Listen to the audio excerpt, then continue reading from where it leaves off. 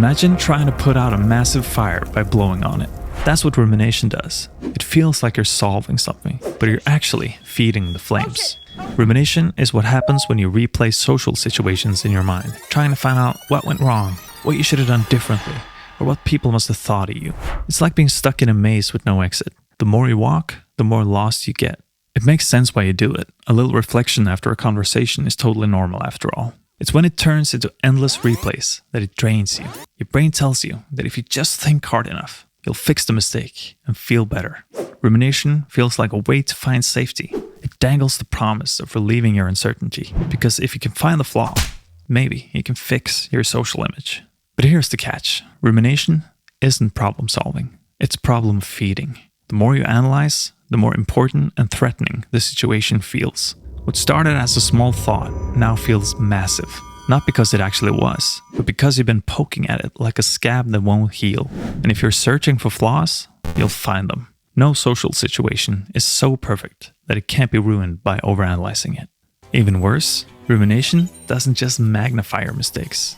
It shrinks your wins. The parts that went well get buried under the microscope of what didn't. What could have been a good memory gets devalued into a catalog of regrets. So what do? Try this. When you catch yourself spiraling, don't fight it. Just name it. Oh, that's rumination. Then, and this is the hard part, let the situation stay unsolved. Let the discomfort sit there. Maybe you said something weird. Maybe you didn't. Either way, you're choosing not to dig. Think of it like closing a tab you know will crash your computer. Not because you're sure it's fine, but because you refuse to let anxiety set your priorities. You won't feel instant relief, and that's okay.